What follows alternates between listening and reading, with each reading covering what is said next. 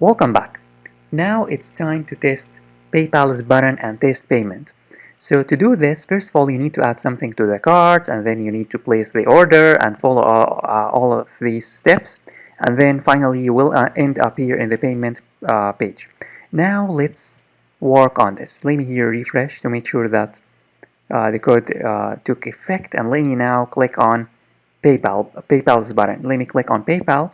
So if I click on it, a pop-up window will be displayed.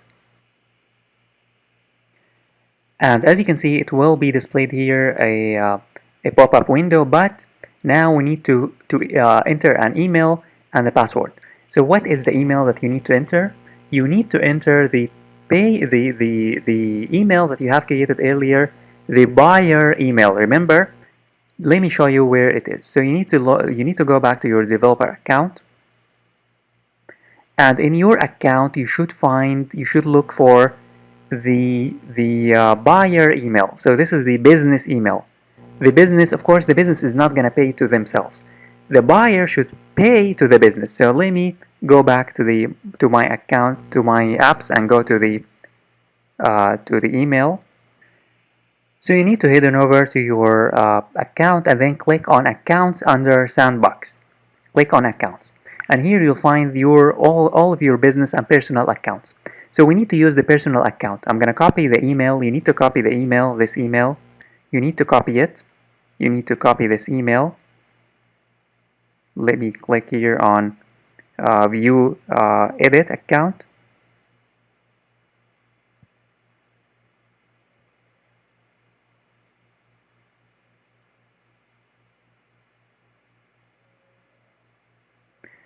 And as you can see, this is the total, this is the complete email ID. You need to copy this ID. You need to copy this ID, and you need to know the password, because I'm going to be using these in order to log in and test. So I'm going to copy this, and then I'm going to head on over to my website. So remember, my website, when I clicked on the button, it here is asking me to log in. So let me paste the email, and let me paste the password. So let me go back to PayPal. And here we have the password. Let me copy the password, which is this password. Let me copy the password. And let me head on over back to the website. And now let me paste the password. And let me here click on Login.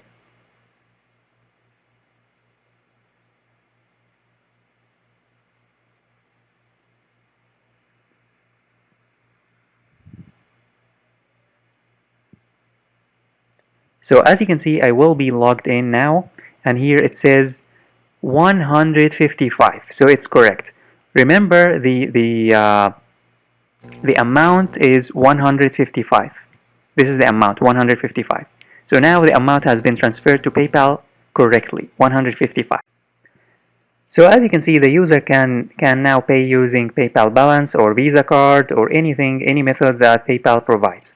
Let's use the PayPal balance. And then let me click on here, Pay Now. Let me here click on Pay Now. And here it says Processing.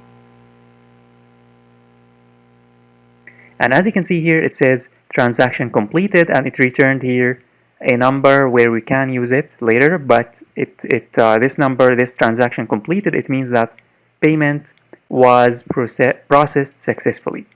And it means that everything is perfect. Now what we need to do is that we need to make sure that this happened correctly. So I'm going to head on over back to PayPal.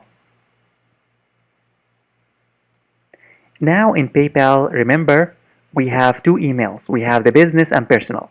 Let's now check the balance of the business and the balance of the buyer. So the customer, this is the email of the customer. Let me click on funding and see if money went down or not. As you can see, now the balance initially was 5,000. Now the balance is 4,845. So the balance decreased by $155, which is the amount of money that the user had to pay to us in order to get the shoes. Similarly, in in the business account, if you check the funding here, if you click on edit account, and if you click on funding, if you click, let me show you this, if you click on funding, you'll find that the balance increased here. The balance now is 5,149. Why it's not 155? Why it's 149? Because PayPal takes a commission. PayPal takes a commission. This is why it's not exactly 155. So whenever you make payment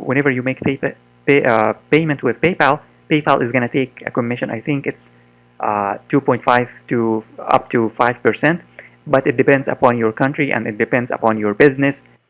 Many things can affect the amount of money that PayPal takes from this total, but you are gonna get here the amount, and it means that it works successfully. So now we know that payment was processed successfully, and the payment has been integrated successfully into our website.